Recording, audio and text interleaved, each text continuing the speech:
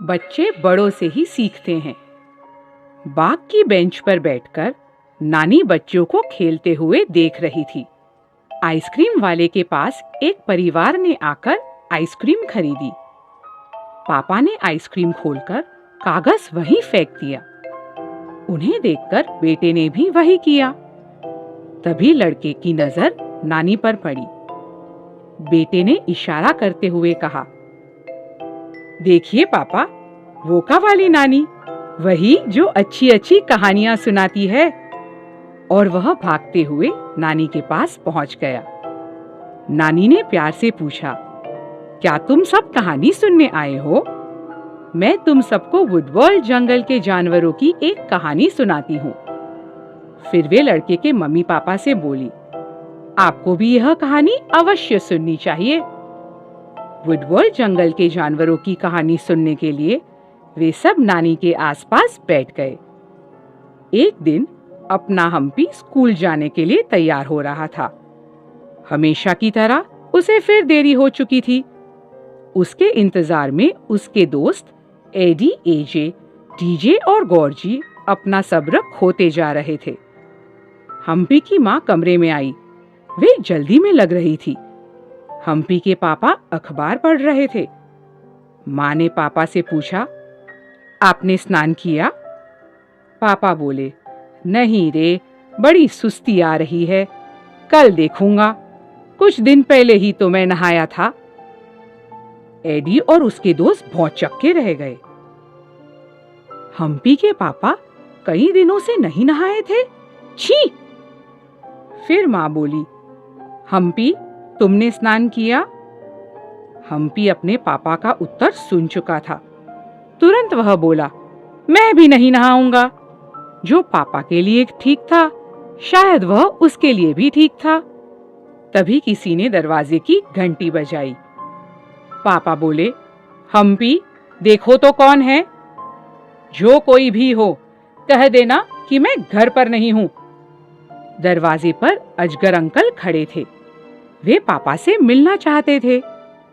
अजगर जी ने पूछा, तुम्हारे पापा घर पर है? उनसे कहो मैं उनसे मिलना चाहता हूं।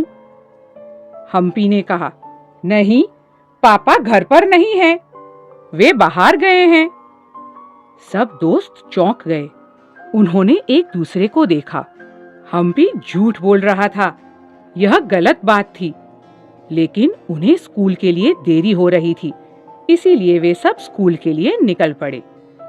कक्षा में बैठकर वे अपनी अध्यापिका का इंतजार करने लगे।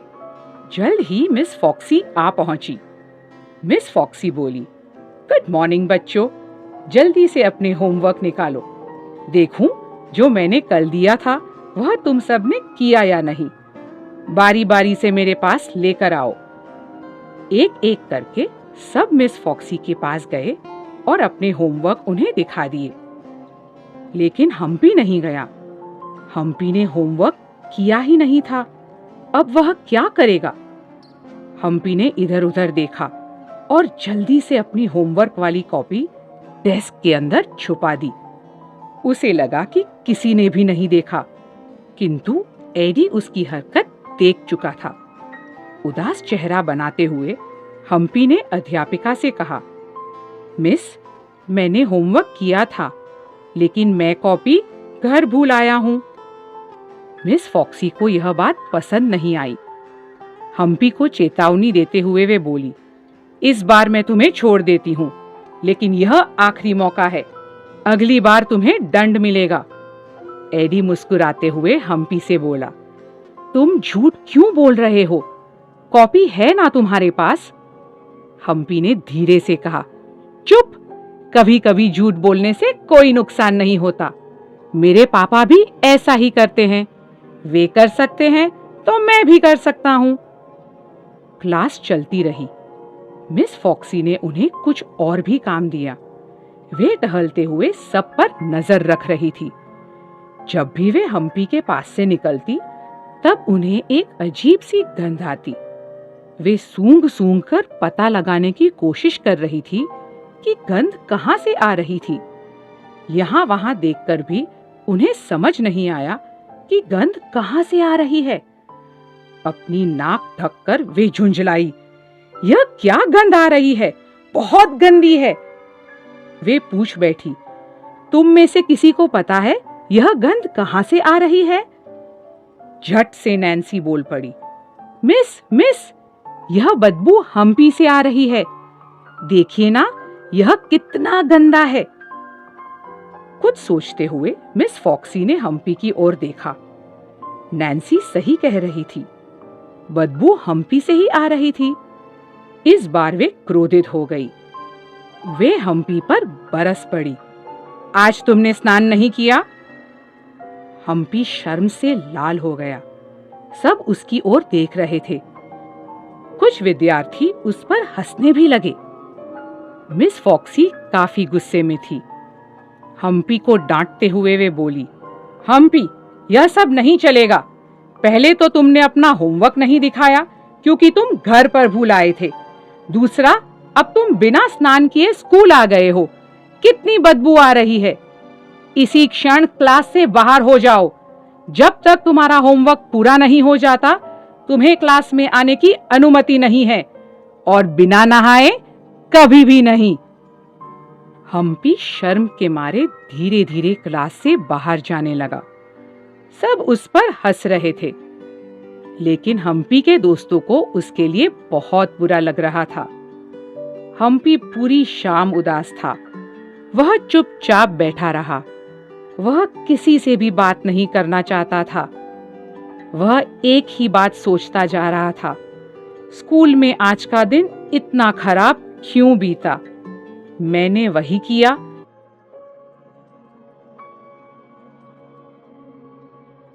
जो पापा करते हैं, फिर इसमें गलत क्या था? उसके दोस्तों ने उसका मन बहलाने की कोशिश की, लेकिन हम्पी कुछ भी सुनने के लिए तैयार नहीं था। तभी उसके पापा कमरे में आए। पापा ने पूछा, क्या बात है हम्पी? जब से तुम स्कूल से लौटे हो तब से तुम शांत और उदास दिख रहे हो। लगता है तुमने स्कूल में जरूर कोई शरारत की होगी। मैं तुम्हें अच्छे से पहचानता हूँ। हर बार कोई नई शरारत तुम्हें मुसीबत में डाल देती है। एडी गॉर्जी, एजे और डीजे एक दूसरे की तरफ देखने लगे। उन्होंने सोचा कि हम्पी के पापा को सच बता देना चाहिए। पहल करते हुए एडी बोला, अंकल, आज स्कूल में होमवर्क को लेकर हम्पी ने झूठ बोला। उसे लगा कि झूठ बोलना गलत नहीं होता। फिर एजे ने कहा, ऊपर से यह नहाया भी नहीं था। इसके शरीर से बदबू आ रही थी। सब इस पर हंस रहे थे और मिस ने इसे दंड भी दिया। बाद में डीजे बोला, पर इसमें इसकी कोई गलती नहीं है।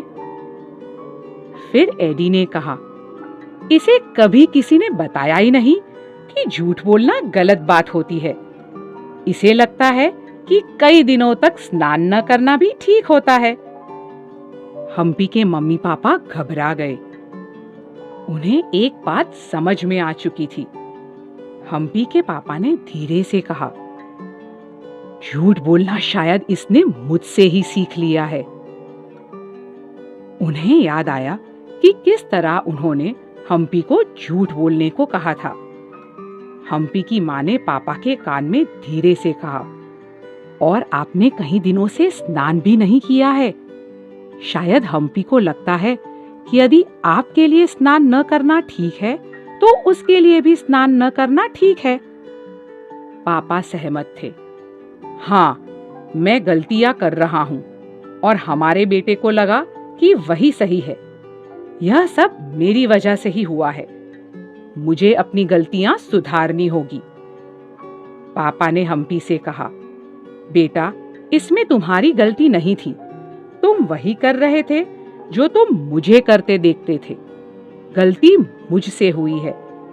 फिर पापा ने सबसे कहा, बच्चों, कभी कभी हम बड़ों से भी अनजाने में गलतियां हो जाती है। हमें हम्पी की उदासी का कारण बताकर तुमने बहुत अच्छा किया।